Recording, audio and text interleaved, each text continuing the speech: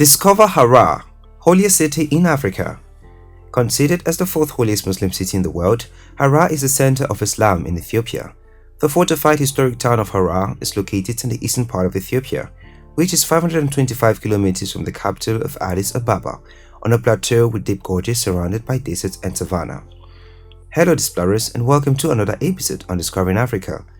Before we get into today's video, if you're new to the channel, please subscribe and also leave a like, and it will mean a lot to us if you share with a friend or two. So without further delay, let's get to it. Harar is a rare example of a well-preserved historic town that has retained its traditions, urban fabric, and rich Harari Muslim cultural heritage to the present time. It is one of the holy towns of Islam in Africa and the capital of a minority region within Christian Ethiopia. The historic city is physically limited and well defined by its surrounding wall. The walls surrounding this sacred city were built between the 13th and 16th centuries and served as a protective barrier. There used to be 5 historic gates that corresponded to the town's main highways and served to separate the city into 5 neighborhoods, but this division is no longer effective, and the Harar gate, from which the main streets flow to the center, was built recently. Harar's story and why it's one of the holiest places of Islam. It is told that when some of the friends of the Prophet Muhammad escaped the persecution in Arabia, they found refuge in the Christian kingdom of Aksum, a territory covering present-day Ethiopia and Eritrea. One of the rulers of the then polytheistic Arabia contacted the Christian king to give them the companions in exchange for money and gold. The king inquired as to who the companions were and why they were there. They said that they were being persecuted because they were obeying God and his messenger's words. After that, the king trusted their good intentions and told them that Christians and Muslims worship the same God and worship the same source, so he saw no danger in it, and he decided to keep the companions safe from the rulers. The king was a person that respected the religious rights and whose land was ruled with justice. The migration to the kingdom, which is now a part of Ethiopia, has laid down the foundations on which Islam was built and was the first migration in the history of Islam. Ethiopia is therefore a land that means freedom of expression and protection. In Harar, different people live together in peace, and the city has even been called the City of Peace, a name you can spot on a huge neon sign as you will enter the town. In 2003, Harar received the UNESCO Peace Prize as different ethnic and religious groups lived there peacefully side by side. In the old city center, a mosque, an Orthodox church, and a Catholic church almost stand side by side, and this is why, as the city marks yet another milestone in its proud and long history, locals believe that it still has much to offer to the rest of the world as a beacon of peace. Harar culture. Harar has been on the World Heritage List since 2006. The impact of African and Islamic traditions on the development of the town's building types and urban layout make for its particular character and uniqueness.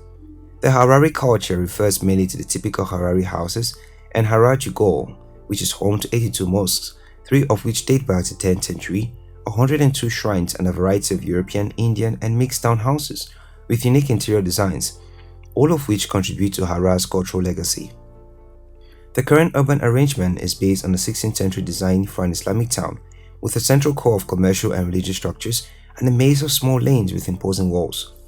The traditional Harari home has a distinctive, original, and unique architectural form that differs from the standard domestic arrangement seen in Muslim countries, while reflecting coastal Arab architecture and exhibiting remarkable interior design.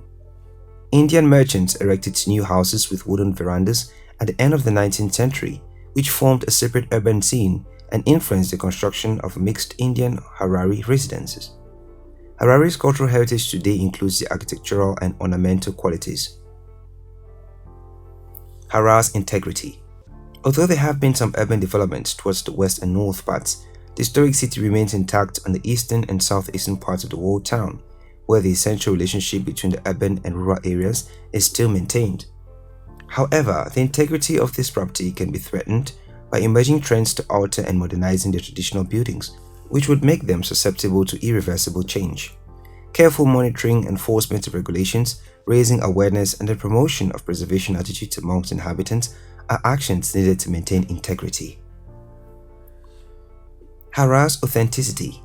Harar is a remarkable example of a historically intact town that has preserved its customs, urban fabric, and rich Harari Muslim cultural legacy to the present day. It is the capital of a Christian Ethiopian minority territory and one of Iliam's holiest cities in Africa.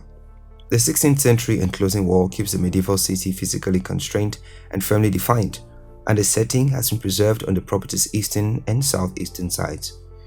Inappropriate interventions such as plastering the homes, changing the doors from wood to metal, introducing non-traditional materials, and aesthetic influences such as TV antennas have steadily eroded the historic fabric's authenticity.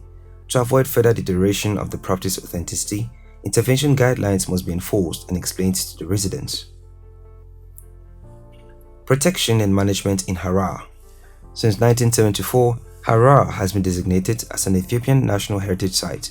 The Heritage Conservation Draft Proclamation of Harari People National Regional State is part of the legal framework that safeguards the property. In addition, the management plan identifies 4 levels of protection for the property, which are the primary monuments, important historic structures, contextual urban fabric, and out-of-context buildings. The evaluation and determination of conservation policies are the responsibility of the Center for Research and Conservation of Cultural Heritage, which was founded in 1976, which also provides support for restoration projects and makes grant and permit decisions.